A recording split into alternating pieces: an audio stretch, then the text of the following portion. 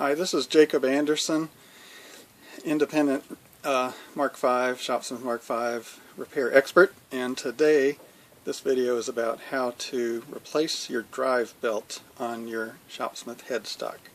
And that's the lower of the two belts, the belt that goes between the motor and the control sheave. So this is the belt we're talking about here. Very easy to replace. You can replace it as quick as I can show you on this video. So there's a couple of reasons to replace your belt. Sometimes the belts get too narrow. I measure across the top. If they fall below a ½ inch, it's time to replace them. Of course, they might be shredded, they might be distorted, they might be cracking, they might be stiff, they might be damaged from being pinched. There might be curvature, as you can see at the top of this one. Could be mildew or mold damage. Lots of reasons to replace it. Typically, if you get 10 years out of a drive belt, you're doing good. And certainly, if it's 25 years old, I would replace it just from all these reasons. So here's one that's definitely too narrow. So that's the subject of today's video. So first of all, you can do it while it's on the machine. I've just got this one apart right now. But get the belt pan out of the way, and no telling what speed you're going to be on, but what I do, because you're not supposed to turn the speed handle without shafts running, without the motor running, but here's how I do it.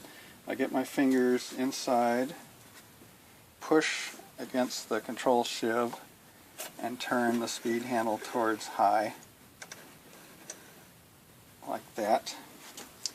So I'll demonstrate it again in a minute, but I've pushed it out, that way I didn't have to be rotating shafts. Then I can get the drive belt off of the motor sheave simply by turning it. You can leave the motor in place, but I have this one already partially disassembled just to show you better. Now the belt will look like this. The sheave is nice and wide apart.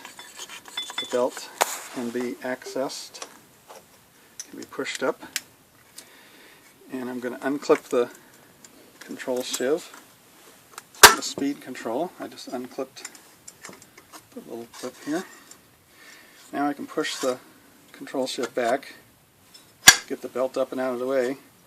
Now I can bring the belt out through this gap. Okay, see that big gap that I created?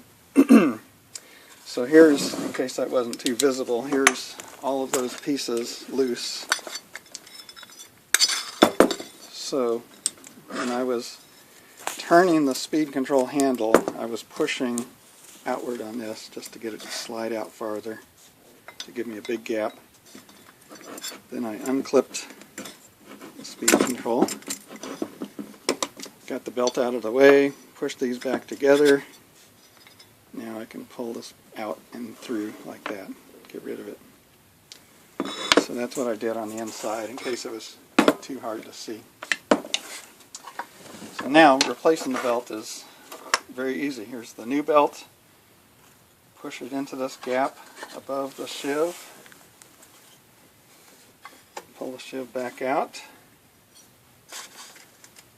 Clip it back on. This is one reason we went up to the high speed, just so we had a lot of room, and the clip is easy to get back on. Now we can pull the belt down into the sheave. Again, your motor could still be in place. I just took it off, make it easier to see. So this is how your motor would be. Now just have to turn and rotate, squeeze the motor sheave. And now, to get your speeds back down, I would turn the shaft and rotate the speed down to slow again, slowly, to let the sheave get pushed back into position, the sheave adjust. So you know, if all your bearings and stuff are good, you could turn it on while it's on high, but it's always better to rotate it down to slow, let things get in position, that way you can feel for things that are wrong. And anyway, if your speed dial and your speed setting was correct, when you get back down to slow, it should be pretty close. Of course, if this new belt is much wider than your old belt, you might have to recalibrate your speed control. And I do have separate videos showing that. I've got a separate video showing you how to reattach the motor if you need to go that far. I've got a separate YouTube video on how to recalibrate your speed control dial in case your speeds were off too. So take a look for those. You'll find them under my videos. Alright, so that's just how easy it is. Of course, if your belt needs replacing, there could be other things wrong with your machine too. I do full services, I do component repairs, I sell replacement parts, I sell these belts. So go to my website and you find out how to contact me. My phone number is there, my address is there, my parts lists, my video links. You'll find tons of information right there. All right.